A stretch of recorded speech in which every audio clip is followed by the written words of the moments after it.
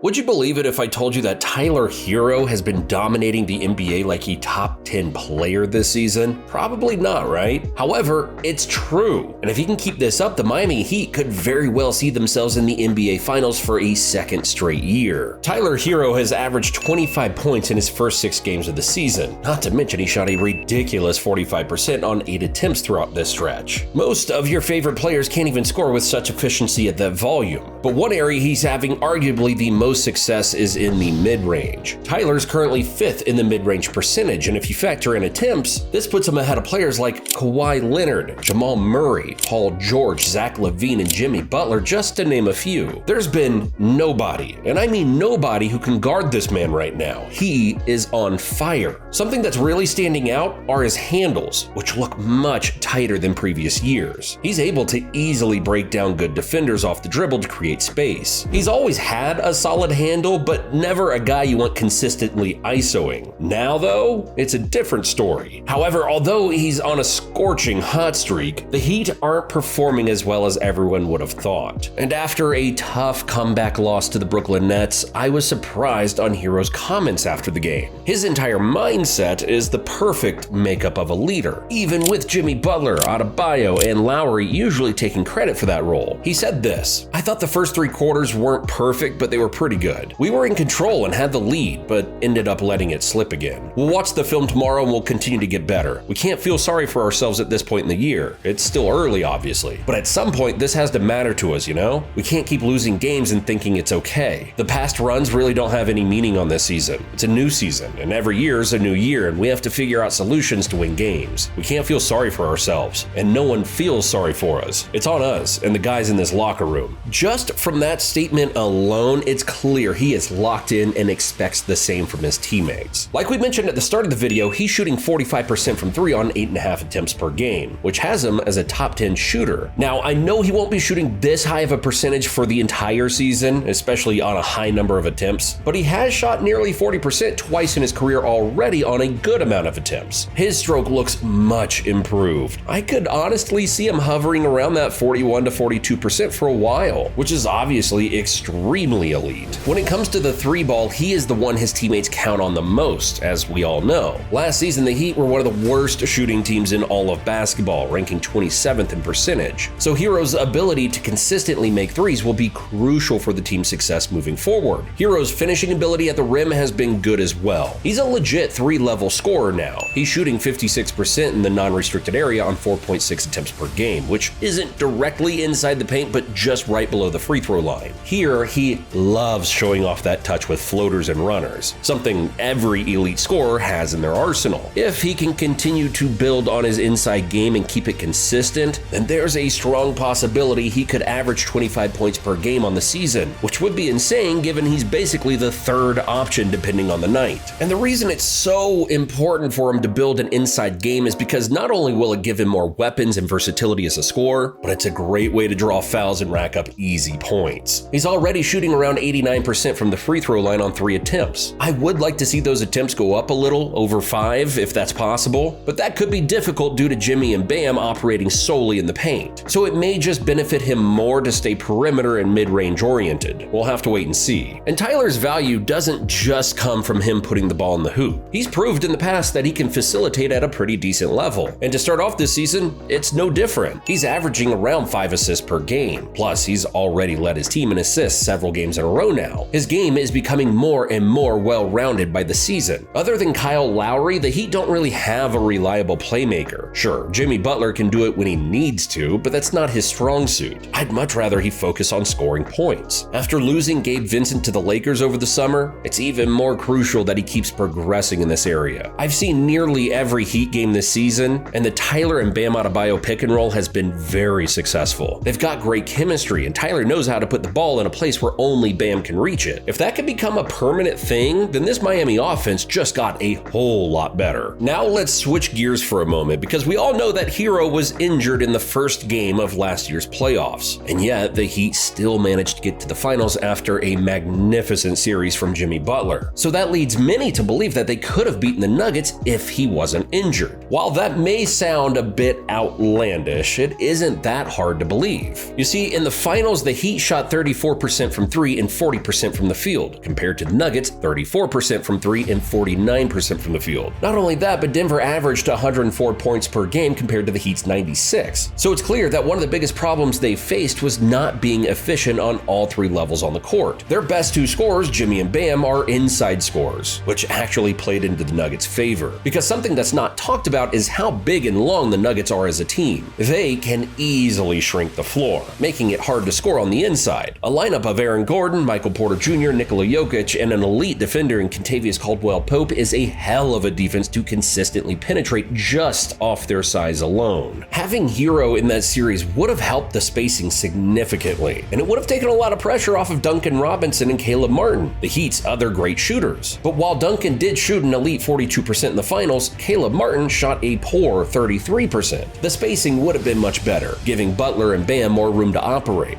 And I'll say this, I'm not saying it's 100% chance that they would have beaten the Nuggets if they had Herro, because let's be honest, he wasn't going to slow down Jokic, Murray, or Aaron Gordon. But what I am saying is the chances of it happening would have been higher if they had him. I think we can all agree on that. But that does bring us to the worst part of his game, his defense. At the very start of his career, he was a straight-up liability on the defensive end, a horrible individual defender, and didn't do much of anything off the ball either. And while he's still not a great defender, he's no longer a liability thus far. Many casual fans think in order for you to be considered a solid defender, you have to be an incredible one-on-one defender, which isn't always the case. You can be a solid defender just by always being in the right place at the right time, making good rotations, not missing assignments, contesting shots, and being disciplined by not giving out cheap fouls. So yeah, he's been solid on this end for sure. Nobody's asking him to try and win Defensive Player of the Year, but as long as he plays smart and plays hard on this end, I think he'll be fine, especially with Bam and Jimmy being there to help him out. Overall though, when you put his game and overall stats and numbers into perspective, he's better, or at least on the same level as a lot of the best scorers and players in the league. For example, when the whole Bradley Beal to Phoenix trade was going down, I heard a debate going on about who was the better player, Herro or Beal. And at first I was like, well, that's clearly Bradley Beal. But then you look at the numbers and their overall impact, and it's not so clear after all. Beal averaged 23, 4, and 5 on 50, 36, and 84 shooting splits last season, while Tyler Herro averaged 20, 5, and 4 on 44, 38, and 93 shooting splits. I'm not saying that Herro is officially better than Beal, but those will be two players I'll be watching and comparing over the course of the season for sure. All in all, Herro is special. This season, he became one of only 3 players to have recorded more than 150 points, 30 assists, and 30 rebounds. The other 2 players in that club are Nikola Jokic and Luka Doncic. Yeah, saying that's elite company is a major understatement if you ask me. Thanks for watching, and I'll see you in the next one.